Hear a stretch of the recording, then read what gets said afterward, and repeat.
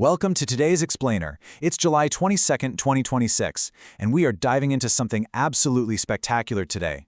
We're looking at the groundbreaking aerospace propulsion concepts from Lázaro López Paz. This is highly technical, deeply scientific, and beautifully futuristic stuff, and it literally has the potential to fundamentally alter how we navigate the cosmos. So the big question is, how on Earth, or rather off Earth, do we push spacecraft further, faster, and cheaper? Right now we're hitting a brick wall with the hard limits of current electrical propulsion, things like Hall effect thrusters. They suffer from physical grid erosion, they need these super bulky magnets, and honestly, they max out at around 65% efficiency. But what if we look at the theoretical limits of physics? That promises a wildly different future. We're talking gridless designs, topological protection, and distributed nanoscale ionization. Okay, let's dive right into Part 1, MERIT, which stands for Near-Term Metasurface Enhanced Iodine Propulsion. Now, to really wrap our heads around MEIRT, we first have to define what a metasurface actually is. Think of it as an engineered array of sub-wavelength structures, basically metallic or dielectric patterns that are smaller than the wavelength of the waves they interact with. In practice, this means we can control electromagnetic waves with just incredible precision. And this tech is being heavily researched for electric propulsion right now because it can massively boost total efficiency by improving radio frequency coupling. Essentially, that's just a fancy way of saying how well energy transfers into the plasma, and it does all this without adding any significant weight to the spacecraft. It's a real game changer. That MERIT system relies on a brand new algorithm created specifically for this project called MRCO version 1.0. If you look at the math here, using this Python and SciPy surrogate model formula, the algorithm uses differential evolution. What it's doing is calculating the exact perfect geometry, the period, the fill factor, and the thickness that we need to absolutely maximize that energy transfer. And as you'll see in the data, this brilliantly illustrates the results. Looking at the empirical data from the MRCO execution, the peak of that optimization curve perfectly aligns right at 12.5 micrometers. That proves the optimal metasurface period is exactly that, 12.5 micrometers, which achieves a maximum surrogate coupling efficiency of about 65%. To put that into perspective, that is a solid 10 to 15% improvement over your baseline thrusters that don't use metasurfaces. So let's look at the actual specs. Here are the realistic, peer-reviewed capabilities of the MEIRT prototype.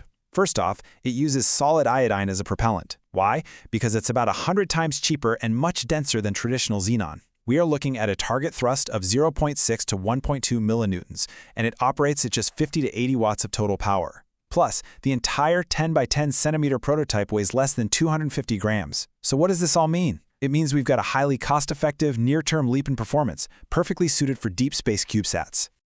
Okay, let's move forward and see how this builds into a massive paradigm shift. Enter the Q-top, quantum topological electromagnetic propulsion. Just look at this conceptual render. Those glowing purple and blue lines, those represent topologically protected modes, seamlessly guiding the energy to create an incredibly powerful accelerated ion beam. Which brings us to Part 2, Q-top, the quantum topological paradigm shift. Now, to ground this wildly futuristic concept, let's show the math again.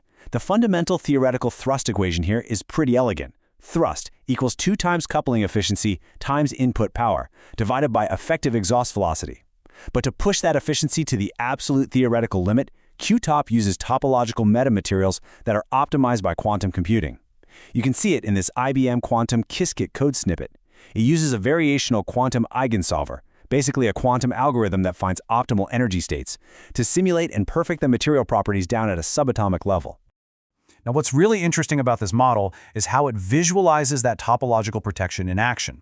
In this simplified Su-Schrieffer-Heeger or SSH model, those sharp peaks you see show the localization of topological edge states. In plain English, the electromagnetic energy is confined entirely to the edges and is completely protected from backscattering or material defects. The energy flows exactly where it's needed, zero energy lost to the structure itself. So, what actually makes this engine tick? The core mechanics of Q-top rely on photonic magnetic topological metamaterials. These are structures engineered to concentrate energy below the wavelength of light itself. It uses nano quantum dot arrays to distribute the ionization process. And because the acceleration happens entirely within a synthetic field, it completely eliminates physical grid erosion points. No grid, no erosion, which is literally the traditional Achilles heel of ion thrusters. And to top it off, the entire geometric design and real-time control are handled by a hybrid classical quantum artificial intelligence.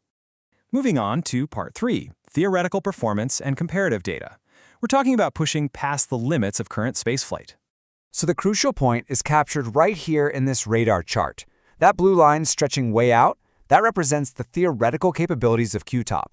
The orange and green lines, on the other hand, represent the current Hall effect and gridded ion thrusters. Because QTOP completely ditches the heavy magnets and those fragile physical grids, it just massively outclasses current tech in specific mass. That means it generates far more thrust per kilogram of engine weight. It's also way more robust and energy efficient and offers absolutely incredible scalability and miniaturization.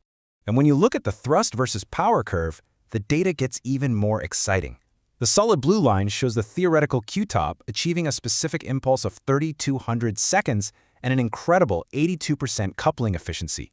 Just look at this one specific data point. At just 200 watts of input power, a QTOP unit could yield an impressive 12 millinewtons of thrust. For a tiny CubeSat, that kind of directional power is a total game changer for maintaining tricky orbits or executing complex deep space maneuvers.